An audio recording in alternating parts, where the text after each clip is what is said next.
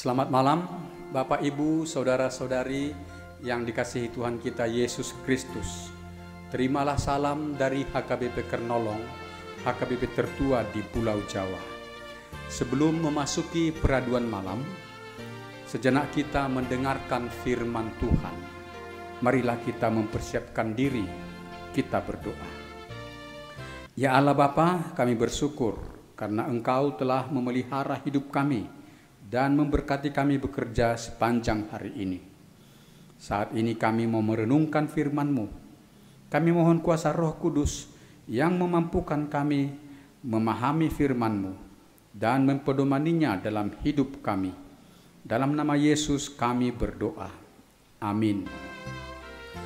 Renungan malam bagi kita sesuai dengan nas bacaan malam dalam Almanak HKBP tertulis dalam Injil Yohanes pasal 11 ayat 45 sampai dengan ayat yang ke-53.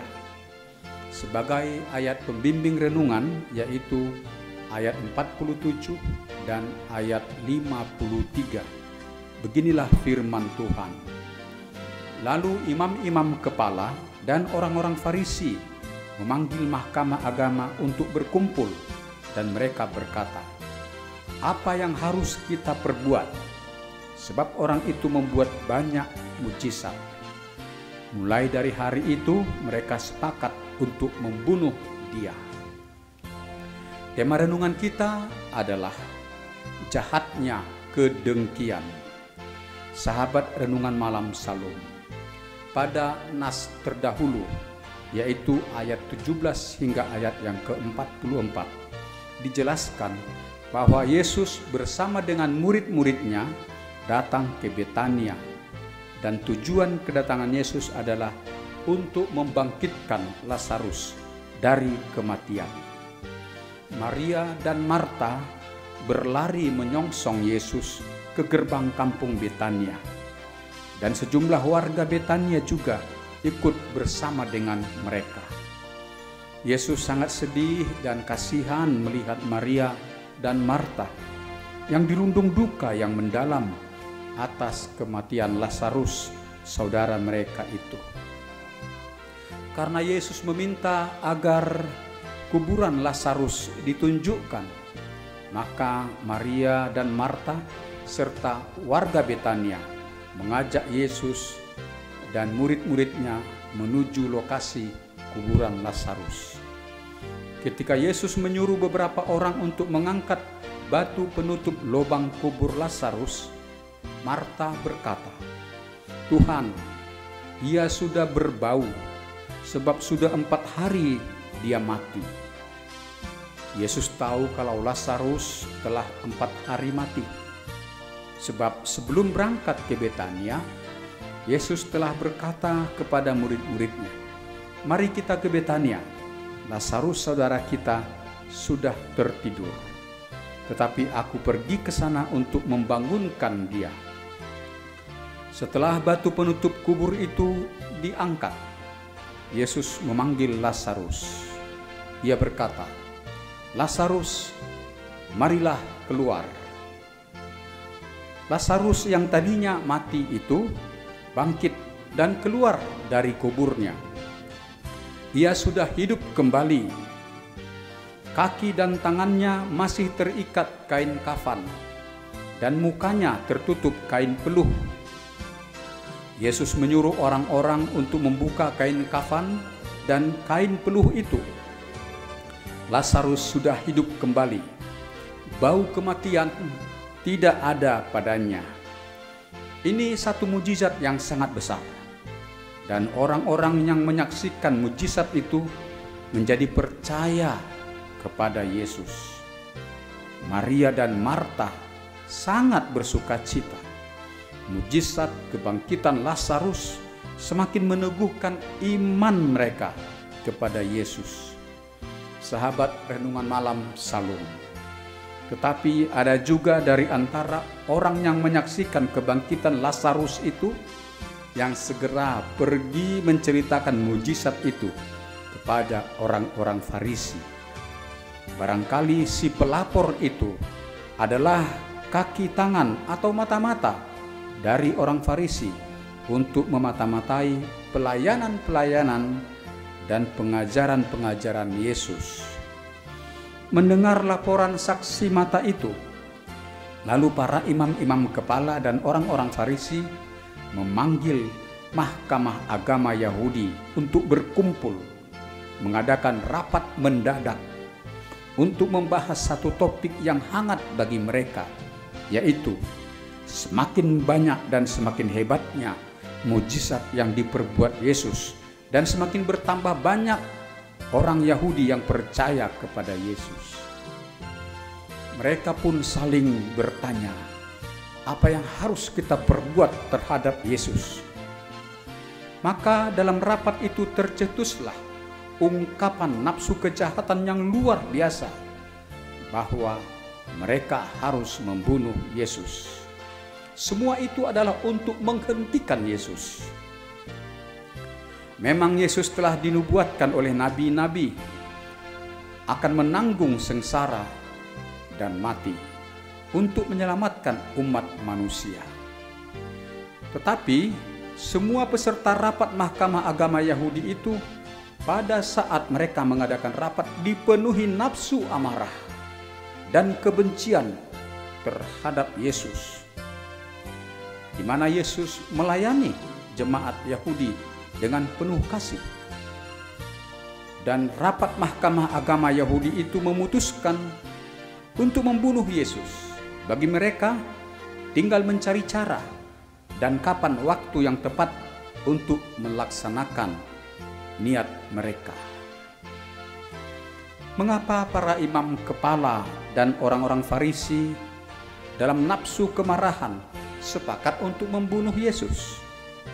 Hal itu karena hati mereka dipenuhi nafsu kebencian dan juga nafsu kedengkian terhadap Yesus. Dalam Kamus Besar Bahasa Indonesia dijelaskan bahwa arti kedengkian adalah sifat-sifat dengki pada seseorang. Dengki berarti menaruh perasaan marah, benci, tidak suka kepada seseorang karena iri yang amat sangat kepada keberuntungannya. Para imam-imam kepala dan orang-orang Farisi mendengki Yesus karena Yesus dapat melakukan banyak mujizat dan jemaat Yahudi semakin banyak yang percaya dan mengikuti Yesus. Jemaat Yahudi juga menyukai pengajaran-pengajaran yang disampaikan oleh Yesus. Karena kedengkian, orang Farisi acap kali mencari-cari kesalahan Yesus, juga memfitnah Yesus dengan tuduhan bahwa Yesus menyembuhkan orang-orang yang kerasukan setan dengan mengandalkan kuasa Beelzebul, penghulu setan-setan.